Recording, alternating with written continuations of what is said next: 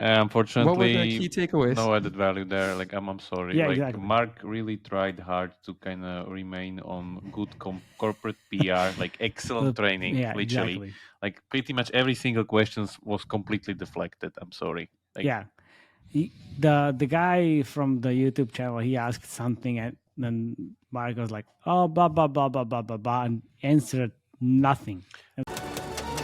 This is No Bullshit Gaming Podcast, 2.5 Gamers, sharing actionable insights, dropping knowledge from our day-to-day user acquisition, game design, and ad monetization jobs. We are definitely not discussing the latest industry news, but having so much fun. Let's not forget this is a 4 a.m. conference discussion vibe, so let's not take it too seriously. Never mind. Welcome everybody. Okay. My name is Matej Lančarič. I'm Felix Brodberg. I'm Jakub Bremer. We are your hosts today. Hello, hello. Hello. Welcome to what we all hope is the third and final installment in the hectic drama that has been the Unity pricing update. Yes, I In hope short this is the summary- last. This is the Yeah, I last. really hope so. I have a feeling it won't, but I really hope it will. Yeah, of course. But in short summary, not to bore our listeners, 2 weeks ago, Unity changed their pricing structure, angering the whole industry. This in turn forced developers last week to unite and boycott Unity and the Iron Source monetization SDK. Yesterday, Unity rolled back on their pricing update and apologized. The apology came in the form of a written blog from President of Create, Mark Whitten, who started off his blog post with like a South Park style, like "I'm sorry." I'm sorry. Yeah, I'm sorry. And the main takeaways by from the way, the blog. the it's gonna be showing around. Yeah. Okay, South good. Park. We're sorry.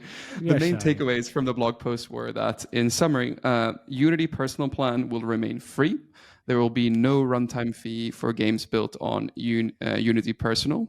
They will be increasing the cap from 100,000 to 200,000. And then they will also remove the requirement to use made with a Unity splash screen. By the way, what the fuck? Like, Yeah. it's not, does anyone care about this like splash screen? Peas like potatoes, okay. that no one Okay. cares, right?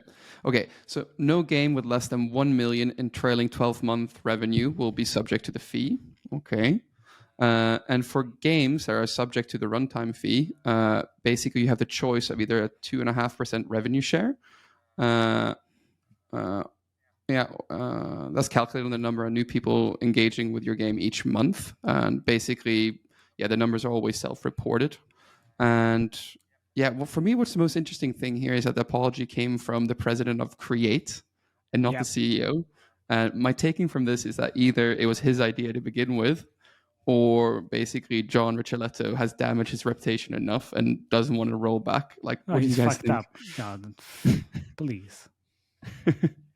Anyway, this blog post was followed up with an open invitation to join a Fireside chat that was held yesterday, which the both of you watched, correct? Yeah. It's fucking terrible. Unfortunately, What were the key takeaways? no added value there. Like, I'm sorry. Yeah, like, exactly. Mark really tried hard to kind of remain on good corporate PR, like excellent training, Yeah, literally. exactly. Like, pretty much every single question was completely deflected. I'm sorry. Like, Yeah.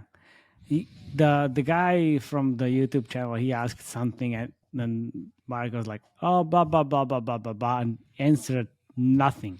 I was like, But like some of those okay. questions he wouldn't answer, even if he was forced to. Like did you see a drop in your whatever clients or something, or like how do you, or didn't you anticipate the backlash, or like some of those kind of very obvious ones? So it was But honestly, like, was this a Fireside chat or just like covering ass type of PR moment? This was even worse than when Diablo developers came on that Fireside chat because they screw up the season. Literally, that was dude. better. No, seriously, he asked like few questions, and it was just like so bad. I didn't feel he actually answered anything. Yeah, that's But how the main happy point. are you that you were not Mark yesterday during that Fireside chat? I would have No, hated doing that. Honestly, like that Fireside chat was like a PR stunt. Seriously, like it wasn't No new edit, no anything new information. close to like asking like very tough questions. It was like, Yeah. okay, well, I thought, we are a big company. It will take some time to actually blah blah blah. And it's PR Seriously? exercise, unfortunately. Like even if you go to Twitter or like X, how it's called now, and to the post there's like Unity support people answering the questions of some people there. That was even more informative than what was the whole hour fireside chat there. Like, actually, they clarified something there, I think, but still, like it's kind of vague in some things. Like there's a lot of these kind of like people were posting in the chat on the fireside chat like, trust me bro, 2023. This whole thing. Trust me bro, we're not gonna change the terms again. Pray that we don't do it again. So it's gonna happen. No. How what's the official response from all this then, from the fireside chat and the updated blog? Like everybody's fucking angry. Yeah, everybody's angry. It's like literally the Darth Vader scene from Star Wars. Like, I have altered the deal, pray that I don't alter it anymore. It's the same. Like, yeah, people. Well, the thing is, like, they apologized like multiple times. Yes, okay, they fucked up. They said it on the fireside chat. Yes, but honestly, the trust is broken, huh? Yeah, that like exactly. Everybody's fucking angry about like what they did, and like nobody's trusting them not to do it again. Yeah, let's talk maybe about a little bit of facts what actually changed here, so people know. Yeah. What's the deal is about? Like, the actual points there. Want to go through them, Felix? Now you go. I go. Okay. So the Unity personal plan was added there because it was taken out before completely. Yeah. So I think this is a kind of push towards silencing the indie community, that they are kind of allowed to live and not really kind of do much anger there or something like that. Allowed to live. They're vocal. Like they're vocal. They're the most like, vocal, I would say. Like, the thing is, if this like all revolt didn't happen, they would just go with whatever they just said. Yeah. That's the worst part. But even the thing that I don't think so. It changed that much, to be honest. Like, it's not really like 180% degree reverse here. It's just kind of some things were ironed out in a way that like kind of suits them. Because then the other thing that was added, of course, is a 2.5% rev share now, which is something to kind of cap the overall monthly runtime fee, so it wouldn't bankrupt you if you're a high volume install game, if I understand correctly. This is all it is about. Maybe it's ridiculous that we're having this discussion anyway. Like, this is all about, is it? Because they finally this time they were able to put the calculator themselves on the site, not like before. So you don't have to rely on a third party. Like, not the Excel sheets now. But like the thing is, what the fuck does it mean, self-reported installs? Yeah, because I'm just like, nobody knows. It's not written everyone's anywhere. Going to be really, really adamant that they want to help out Unity get paid as well. So it's seriously, like it's not written anywhere. Like, how can you? Let me just go straight with the example. So there's the calculator. I just punched in the numbers that we thought about. Share screen. Share screen. My perfect hotel that we covered last week. Yeah, well, why not? My perfect hotel, like, okay, perfect. We're gonna go there, but that. So I was looking into the number of impressions that the change was like 100% after they take out the Unity, but we'll get there. Yeah. So it is so fun. There's like three things that you need to click here when it finally loads, hopefully. Where there's like, my game exceeds $1 million USD gross revenue trailing last 12 months.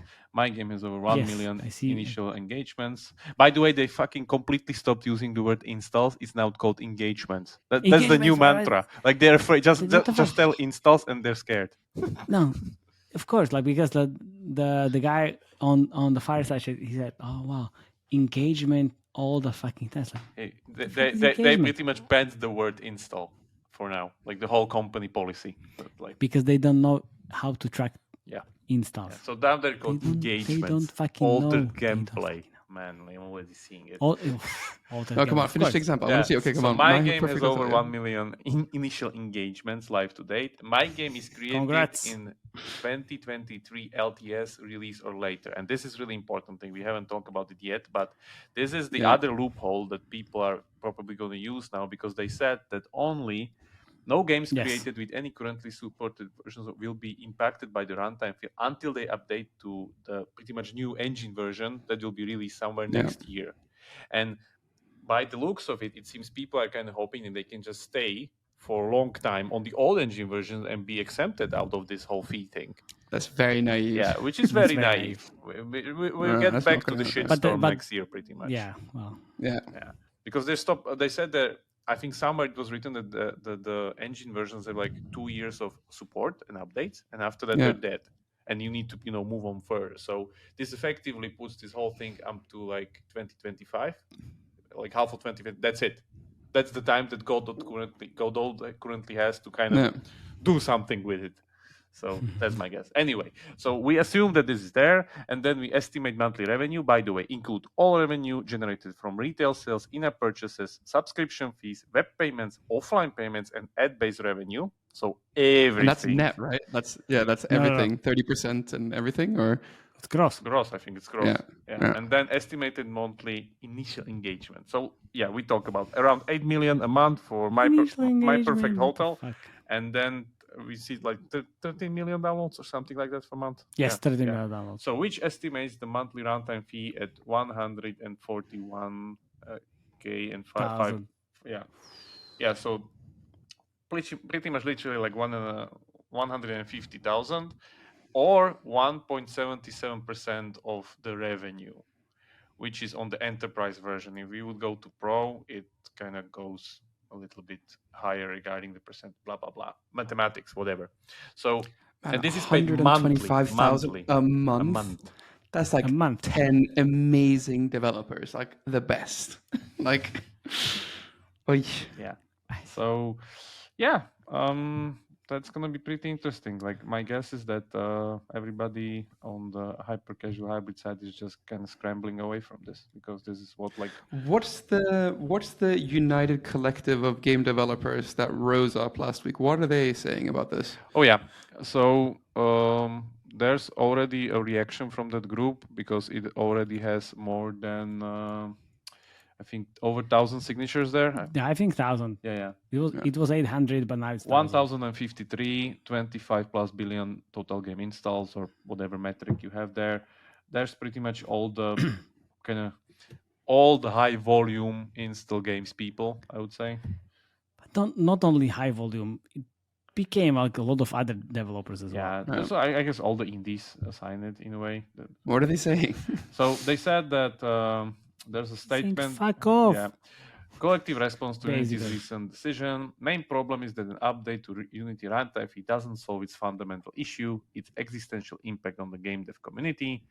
Building a games business while paying runtime fees, even with its proposed revenue cap, is not an option, and many developers will use the old version of Unity engine to avoid that fee. That's what we talked before. That's pretty much how people will get the leeway on their life until 2025, because they stay on the old version of Unity. The latest announcement shows again that the game developer community has no choice but to explore and focus on other engines. Sadly, Unity is also unwilling to openly communicate with its community in a true dialogue to find common ground and workable solutions. Instead, it chooses again to inform its community of its changes as a fact. The market rules are simple. Everyone prefers to do business with partners whose changes in terms and conditions are transparent and consider developers' interests. This is why the community will not rely on Unity in long run and already started migrating to other engines, as United Game Devs will focus on fostering. Can I throw up already? Investing in open source engines. Jesus Christ! Just shut up. Seriously. So that's that. Yeah. I think the thing is, like, this is a sign from the developers that basically they're clever enough to realize that, at some point they will be forced to update the engine, and then they will be subject to the runtime fee. Like, shame on you, right? Now it's shame on you, because they're going to update it at some point. You're an idiot if you think they're not going to update it at some point in the next 2 years. For me, this is the biggest change that's not really like that kind of obvious in the whole thing, that we just gave you 3 more years basically on the old version of Unity. But keep in mind that like being on an obsolete version of Unity and not getting the new updates and keeping with the market is kind of shit anyway. You know what I just realized? That means that probably in 2 to 3 years, the biggest hyper-casual studio in the world will be Supersonic. No, most probably, yes. Why? Why? Because it's Unity? They won't be subject to the runtime fee? Yeah. Come on, man. Why do you think that they won't be? Why do you keep forgetting that Supersonic is owned by Iron I'm not Source? saying That's the big question. Man, what I'm saying is, why do you underestimate all the other people not banding together and having like a engine that can take it down? Okay, fair. Yeah, okay. Yeah, fair that's enough, true. fair enough. Because 2 these years, yeah, games you're are right, not yeah. that complex, man. It's not 3D. It's not like whatever Yeah, it's photoreal too- Be stuff. such I a know, game designer. Don't be such a game designer. They're complicated. Don't be such man. an ignorant person. Exactly. It's not the game design. It's like trying to solve the problem, at least. Okay. Anyway, regarding the boycott, so also the boycott, this united group of game developers, they also started turning off the Unity and Iron Source SDK. And we've actually been given some pretty interesting information from our friend Kaizen, the self-serve DSPs. And basically, amazing information. Kaizen, thank you very much for sharing this. Yeah. Can you share the image? So this is an image of the amount of bid requests coming from the Unity exchange. So it's the closest thing we have to a proxy of how large Unity is in terms of ads shown and ad requested. So you can see some of the biggest worlds in the pubs here on the list and how many bid requests they were getting on the 4th of September compared to the 18th of September when the boycott started. And there's some pretty big companies, like Say Games is down 99.92%. Man, I was Blind looking. Studios 99. I was looking into the Excel sheet, and I was like, "My perfect hotel minus 100%." I was like, "Okay." Anyway, if you're listening to this, just pop up the video and just have a look. But there's some pretty big numbers. Like everyone's down like either 50% or 99%. On Unity. And I also asked Kaizen to pull some overall like metadata overall on the Unity exchange. So normally on a given day, they see about 17 to 20 billion bid requests from Unity exchange per day.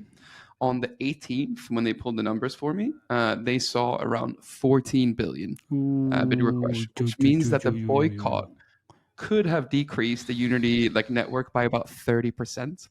So this is a bit of a simplified assumption because it doesn't take into some account some DSP terminology stuff that is swings and But anyway, this is the closest estimate we're probably going to get unless you're working inside of Unity.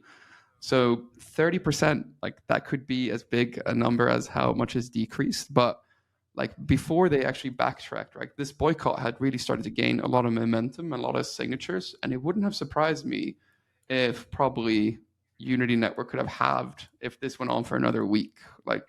Is there anything you've noticed on the UA front as well, Martin? Honestly, not that much on the UA front, no. But I heard from a few of these companies that actually signed this open letter that they were actually banned from running UA on Unity and Iron Source. And I was like, what the fuck? Seriously? Yeah, so I've heard that too. It's whoa. It's just like, wow. Sorry for non-UA people. So this basically means that people are throwing away Unity mediation from their waterfall, the graph that I'm looking at. Which no, not mediation, the network.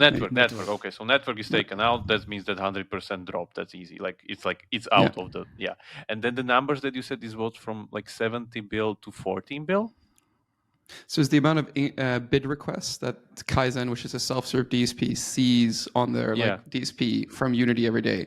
So this can go up and down for many reasons. Unity can also throttle this. So it's not clear 100% this is what's happened. But it's the closest thing as us from the outside can get to indicate how much the Unity network decreased in size by. So I would say these numbers looks like it's decreased by about 30%. That's probably not the truth, but it's the closest thing we'll get by not being inside of Unity. I would say it's 30 to 40% for sure. 70 to 14? 17. 17, okay. It's to 40, not 17. 70 to 14. Maybe I have the math wrong. No. So they see 17 to 20 billion bid requests a day, and now they see around 14. Thank you. Yeah. But the crazy thing is everyone who signed up on this list, they get banned from doing UA on Unity. I was not expecting that to happen. It's just whoa. But isn't it Unity shooting themselves in the foot? No, well, look, it's you fuck us, we fuck you. Well, but then it's basically shooting themselves in the foot. Definitely. Oh, Okay, you that's shouldn't do that. that's really interesting. Yeah. Because like what happens is your inventory is getting lower, like smaller, basically, and then you actually ban the other advertisers that can actually bid on the small inventory. And it's like, okay, doesn't make any sense.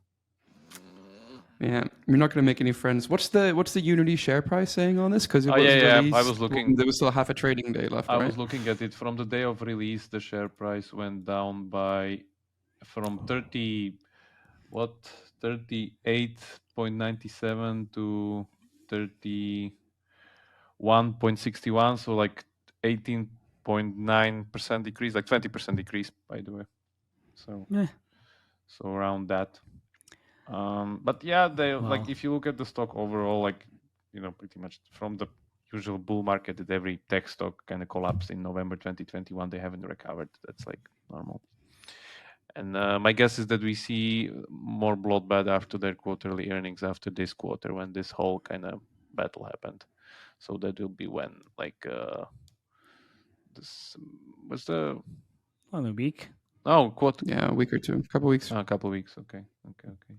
I mean, we'll see it at the tail end of Q3, right? So when they release Q3 numbers, which is going to be in a couple of weeks, that's when you'll see it. Yeah. Okay. So that's there.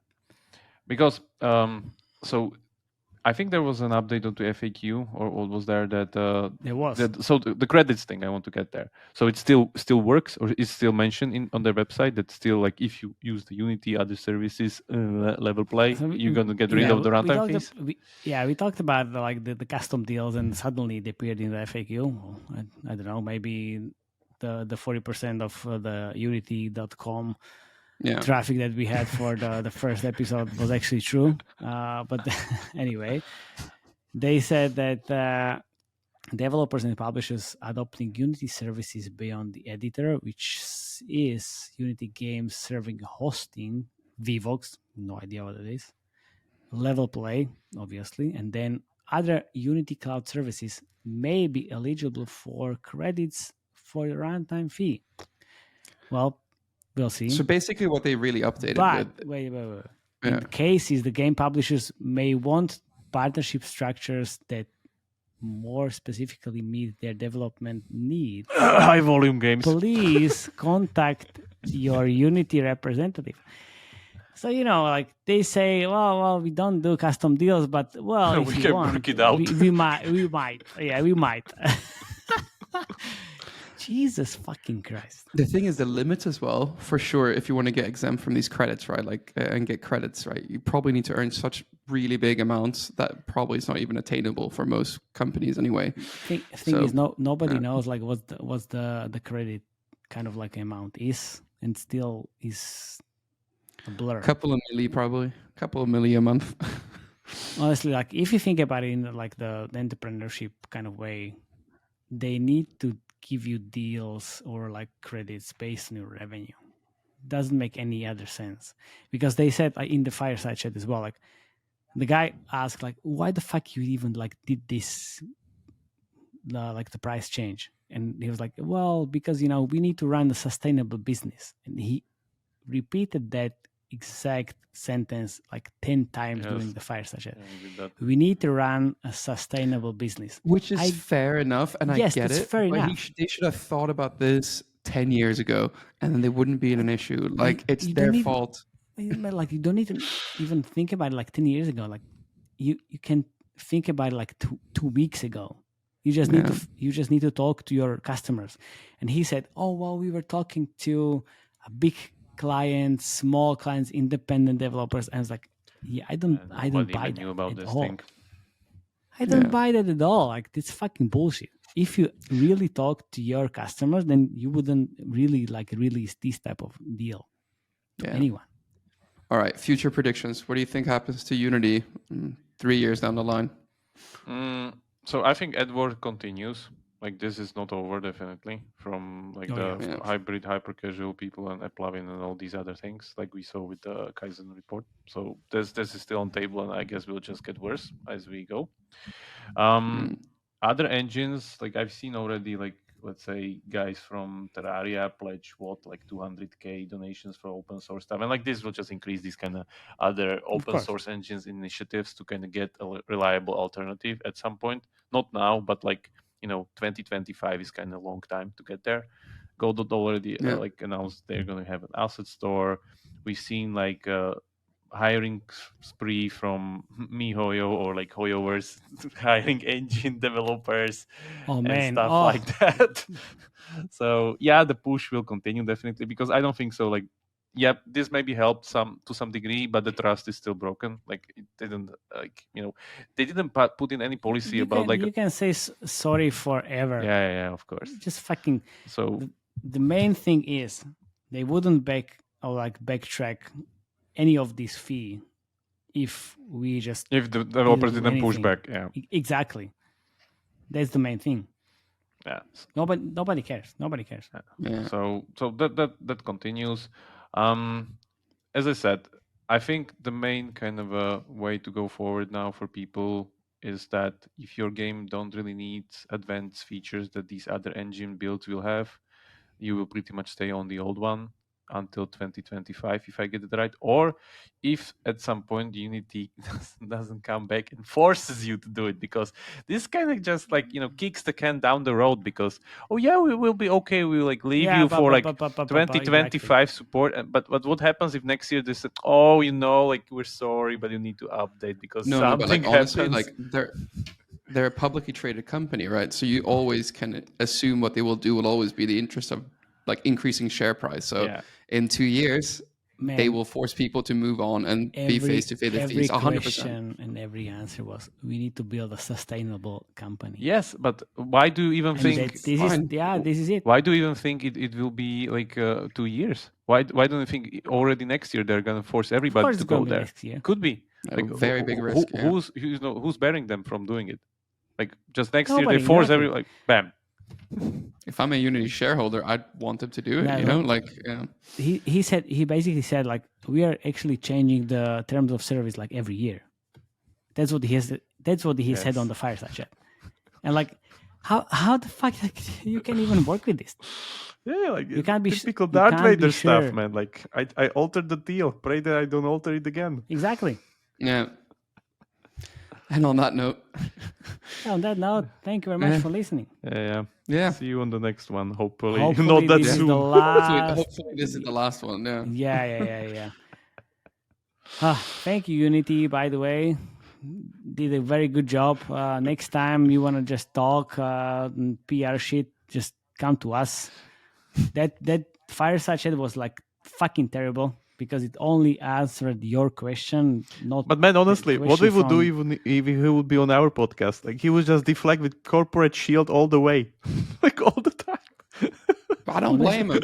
Honestly, you always ask the question, but if someone doesn't answer, you ask again. Yeah, I know, but you can then spend the whole podcast just asking the same question. Yeah, until he replies or he answers. I don't fucking care. That's what it should be about. Okay, never mind. Yeah. Anyway. I want to go back to my weekend. Yes. Thank you very much. See you around. Bye. Fucking Saturday. Ciao. Ciao. See you next time. Bye.